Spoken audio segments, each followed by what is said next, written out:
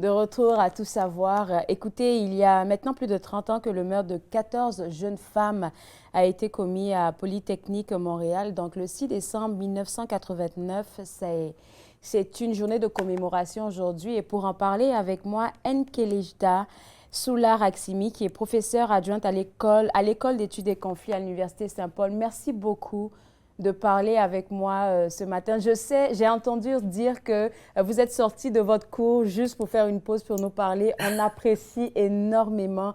Et qu'est-ce que cette journée-là représente pour vous? Qu'est-ce que ça réveille comme émotion chez vous? Alors, est-ce que vous m'entendez? Oui. Parfait.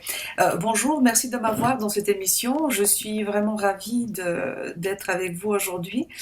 Le cours aujourd'hui que j'ai quitté quelques minutes avant, il parle de rapports sociaux de sexe et conflits. Donc, j'enseigne à l'école d'études de conflits. Donc, c'est un cours principalement comment les situations de conflit ou de post-conflit, comment elles influencent donc la la pression sur les femmes qui sont souvent des victimes de violences, non seulement sexuelles, mais de toutes sortes de formes, Mhm. surtout dans des pays loin d'ici, dans des pays en situation de conflit.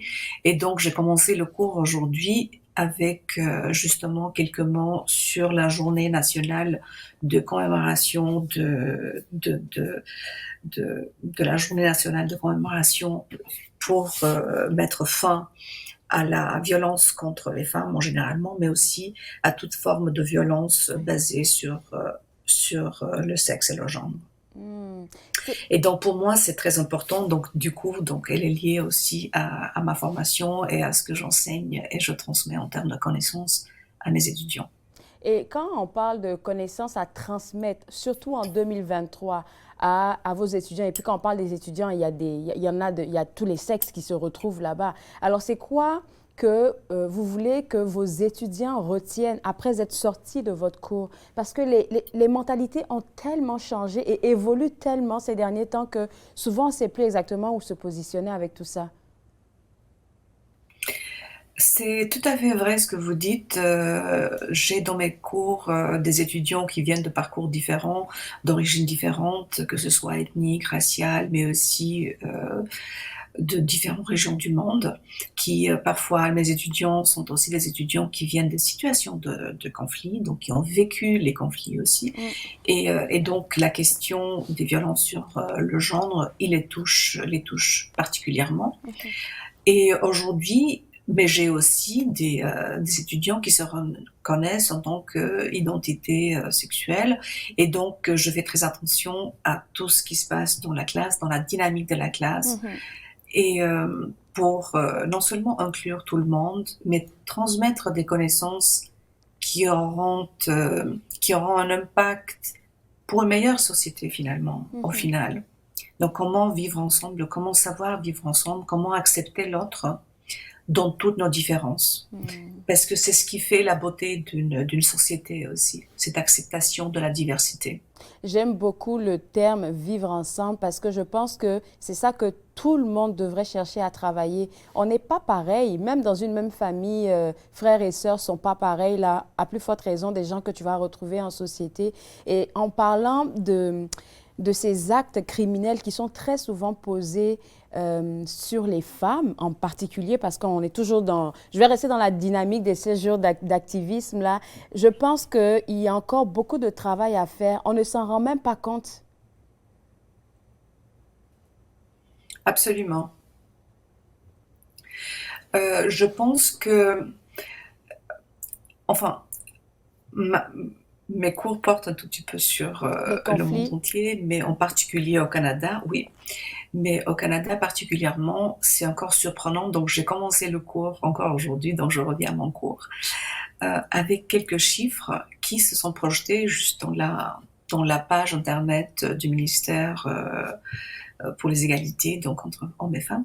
Et on voit que la projection donc des violences faites aux femmes ou basées sur le genre, ça va remonter à 6,5 millions de personnes touchées au Canada. Waouh! Ça, c'est extrêmement, ça, c'est surprenant. Et c'est sur la page du ministère. Et donc, c'est surprenant. On ne s'attend pas, avec le cadre légal qu'on a, avec les soutiens qu'on a du gouvernement, avec la compréhension, déjà avec l'ouverture d'accepter et d'être ouvert à toutes sortes de cultures, on se retrouve encore une fois avec ce niveau de violence faite aux femmes ou une violence basée sur le genre. Et ici, je parle bien des femmes et des filles, je parle des femmes autochtones, je parle ici de tous ceux qui sont des minorités sexuelles, qui se reconnaissent dans le LGBT, LGBTQI+.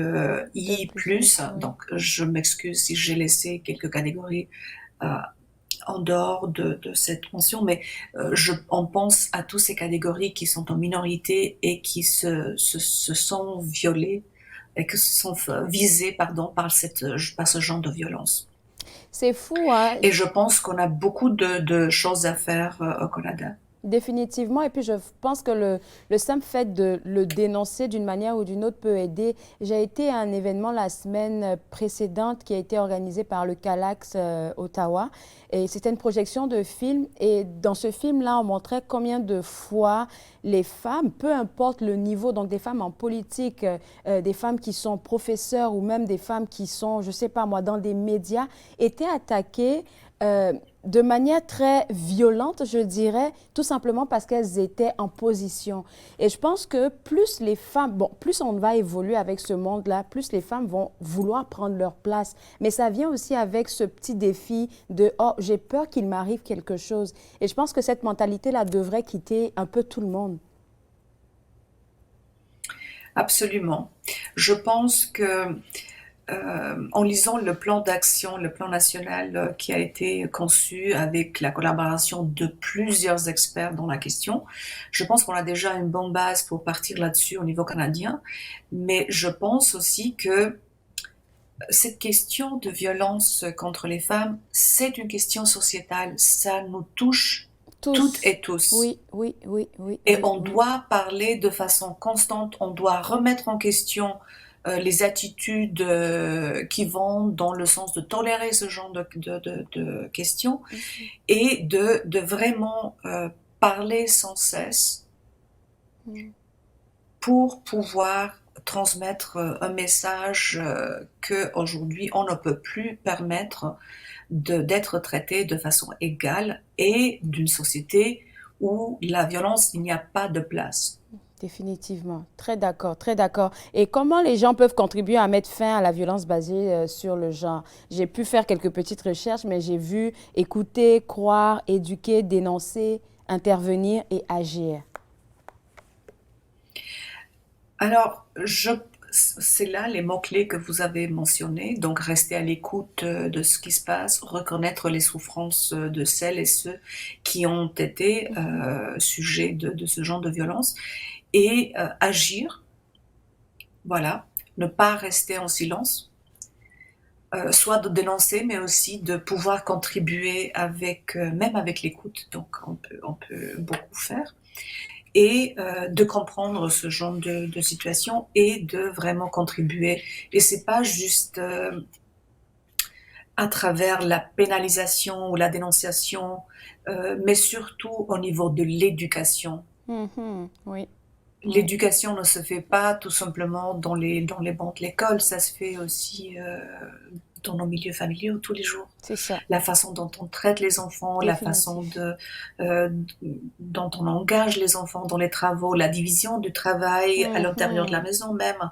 C'est des gestes simples comme ça, mais qui nous donnent des leçons, des grandes leçons d'équité et d'égalité à l'intérieur de la famille. Et c'est là où on doit commencer, je pense. J'aime beaucoup ça. Tout doit commencer dans le noyau familial avant même que ce soit comme exporté à l'extérieur. Un autre point aussi que moi, qui m'a beaucoup touchée, c'est croire. On a tendance à ne pas croire automatiquement la personne qui va venir dénoncer un acte parce qu'on se dit, ben, je pense que c'est dans ta tête. Donc, il faudrait oublier ne pas oublier de ne pas se mettre à la place de l'autre, de ne pas juger rapidement. Je pense que c'est important de le mentionner aussi.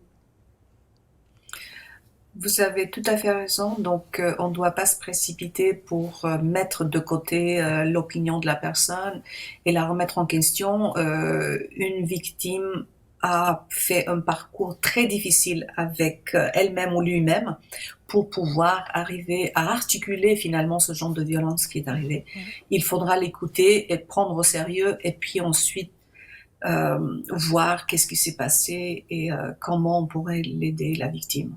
Merci beaucoup d'avoir accepté de parler avec nous, surtout en cette journée de commémoration. Je vais vous laisser aller à vos élèves, je ne vais pas vous garder trop avec moi, mais www.ustpol.ca, je pense que c'est là que les gens auront accès à toutes les informations sur le programme, sur les cours que vous offrez. Et s'ils sont intéressés, ben, ils seront de nouveaux élèves dans votre cours. Merci beaucoup et bonne journée.